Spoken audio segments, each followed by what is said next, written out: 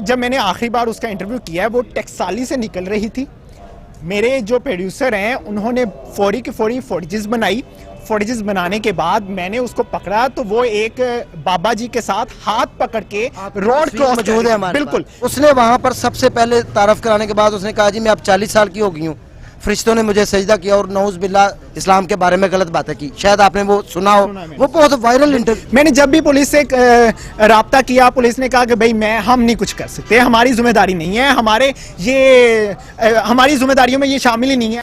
داتا دربار کے اندر دھماکہ کروانا کوئی مشکل کام نہیں ہے. یہاں پہ کسی کو 250 روپیہ دو, اسے کو بمب تم نے مارنا جا کے, پولیس والے کیا کر لیں گے؟ کسی کو پتہ ہی نہیں یار کوئی نشئی کیا کر رہا ہے. یہ آپ نے کہا ہے آپ نے ان کو اپلیکیشن جمع کروائی رابعہ کے بارے میں, ڈی ایس پی صاحب کو, تو ان کا کیا کہنا تھا اس کے بارے میں؟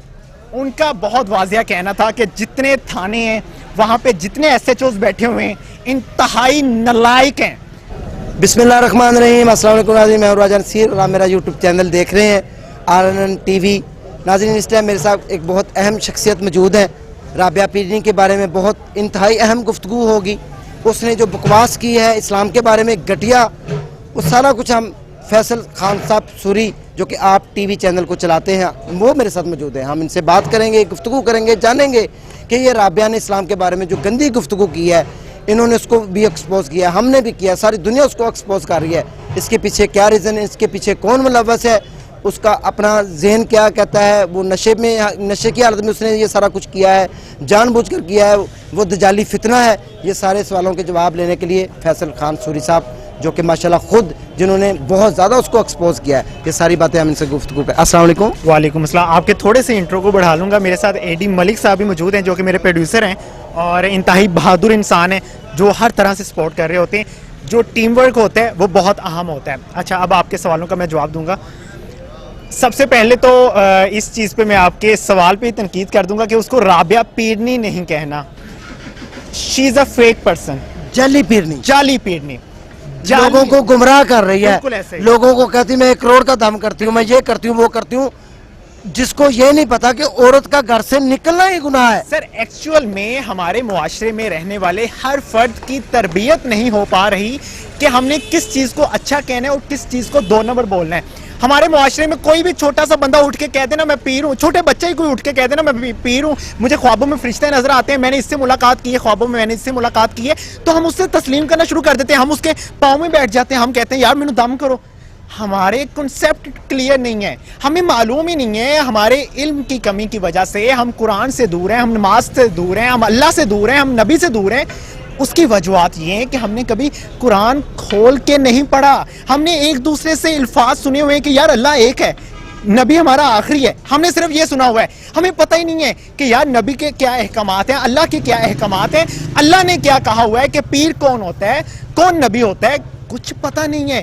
ایک خاتون جو آ کے کہہ دے روڈ پہ بیٹھ کے اور میں اے بھی کر لینی, میں اے بھی کر لینی, ہم اس کو کہتے ہیں رابعہ پیرنی تم میرے لیے یہ کر سکتی ہو, تم میرے لیے دعا کر سکتی ہو, تم مجھے یہ دلوا دو, تم مجھے یہ دلوا دو. اور بھائی جو بندی باہر روڈ پہ بیٹھ کے فٹ پاتھ پہ بیٹھ کے خود یہ داتا دربار کا جو لنگر ہوتا ہے وہ کھاتی ہے, وہ کس طرح سے آپ کے لیے دعا کر سکتی ہے, کس طرح سے آپ کو کچھ عطا کروا سکتی ہے؟ اللہ تعالیٰ کو نزدیک کریں اپنے. آپ کو معلوم ہی نہیں ہے کہ ہمارا رب کیا کہتا ہے. اگر ہمیں پتا ہوتا ہمارا رب کیا کہتا ہے تو ہمیں ان چیزوں کی ضرورت کبھی نہ پڑتی. سر دوسری بات, سوشل میڈیا پہ جس طرح سے وائرل کیا گیا اس کو, اس کی وجوہات ہیں. پاکستان میں جتنے یوٹیوبر پیدا ہو رہے ہیں ان کو صرف اور صرف لالچ ہے پیسے کا. اگر ان کو پیسے کا لالچ نہ ہوتا تو اس طرح کے ولگر انٹرویو کرنے سے پہلے وہ سوچتے کہ بھئی ہم حرام کما رہے ہیں.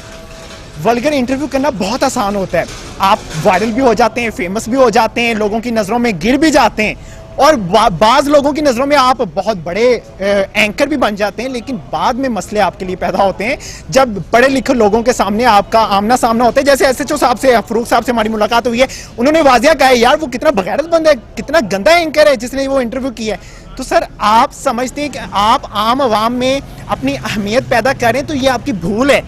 آپ کو بعد میں پتہ چلتا ہے جب آپ اچھے لوگوں میں, پڑھے لکھے لوگوں میں اور دیندار لوگوں میں بیٹھتے ہیں تو آپ کو معلوم پڑتا ہے کہ ہم نے کیا غلطی کی تھی. مجھے جب میں نے آخری بار اس کا انٹرویو کیا ہے وہ ٹیکسالی سے نکل رہی تھی. میرے جو پروڈیوسر ہیں انہوں نے فوری کی فوری فوٹیجز بنائی.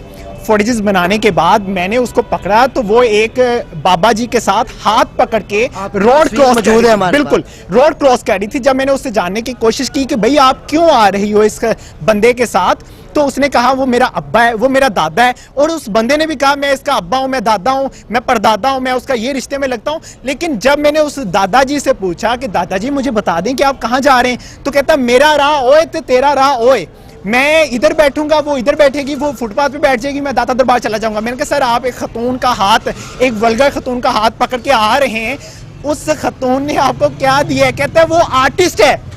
मैं शॉक्ड हो गया कि भाई हमारे नजदीक आर्टिस्ट ऐसे लोग हैं जो आपको 2 नंबर बना रहे हैं। असल भाई छोटी सी एक मेन बात पर आते हैं।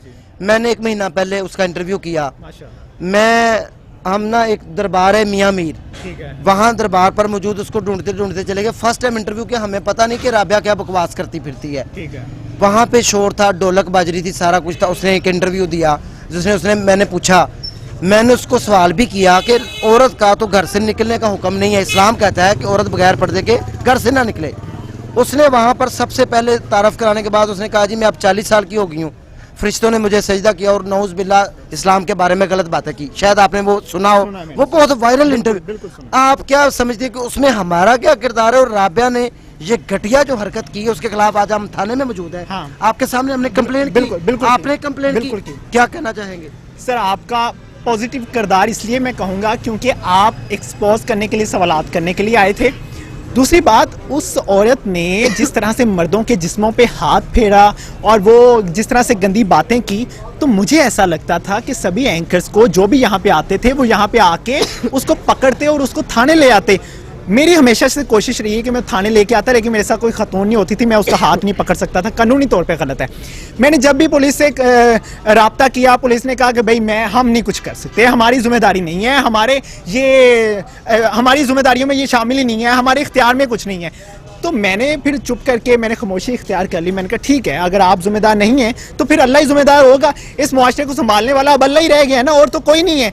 जब किसी ने अपना किरदार अदा नहीं करना तो फिर ठीक है। अब दाता दरबार में अगर कोई बम धमाका कल हो जाए और पुलिस वाले कहें कि भाई हमारी जिम्मेदारी नहीं है, तो फिर मैं किसके सामने जाके रहूं यार? दाता दरबार के अंदर धमाका करवाना कोई मुश्किल काम नहीं है।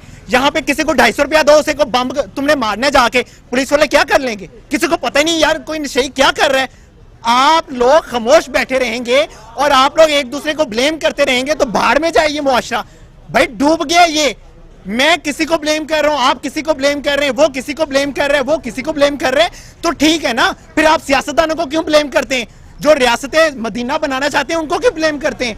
तो भाई बाहर में जाओ यार सभी। आपका डीआईजी से बात हुई है, आपने कहा है आपने उनको एप्लीकेशन जमा करवाई राबिया के बारे में, डीएसपी साहब को, तो उनका क्या कहना था इसके बारे में? उनका बहुत वाजिया कहना था कि जितने थाने हैं वहां पे जितने एसएचओज बैठे हुए हैं इंतहाई नालायक हैं। अगर ये अपनी जिम्मेदारी, उनके अल्फाज थे, बिल्कुल मैं उनके अल्फाज बता रहा हूँ, इंतहाई नालायक हैं। अगर वो अपनी जिम्मेदारियों को सही से निभाएं तो ऐसा मुमकिन ही नहीं है कि यहाँ पे कोई नशई, यहाँ पे कोई मंशियात फरोख्त यहाँ पे खड़ा हो सके। ये एसएचओ जब गश्त पे निकलता है उसको नजर नहीं आता कि भाई ये क्या हो रहा है। और भाई तुम कोई एक्शन लो, तुम्हारे पास वर्दी है, तुमने स्टार लगवाए अपनी वर्दी पे, किस लिए लगवाए? कौम की खिदमत करने के लिए ना। इंसानियत के नाते ही कोई कदम उठा लो यार। तुमने अल्लाह को जवाब दिया होना है।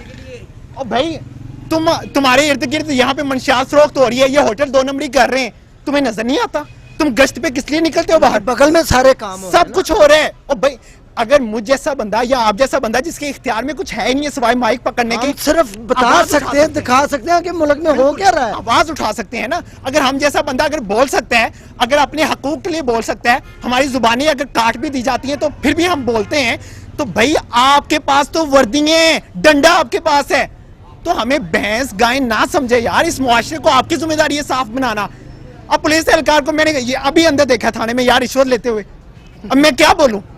मैं ऐसे जो कुछ शिकायत लगाऊं वो कहेंगे यार ये तो खैर है यार, गुर्बत है। नाज़रीन देखिए, फैसल खान सूरी साहब का बहुत ही प्यारा मौक़िफ़ आपके सामने आ चुका है कि हम लोग जिम्मेदार नहीं है। जब एसएचओ साहब थाने के जिम्मेदारी नहीं उठा रहे, अदारे जिम्मेदारी नहीं उठा रहे, कानून हरकत में नहीं आ रहा। हमारे मुल्क में मौजूद है 95C सेक्शन, नबूवत के ऊपर कोई बंदा दावतदार करे, कोई मतलब तौहीन करे, रसालत करे, उसको उसके मुताबिक सजा मिलनी चाहिए। हम तो किसी को हाथ भी नहीं लगा सकते, हमारा कानून ये कहता है।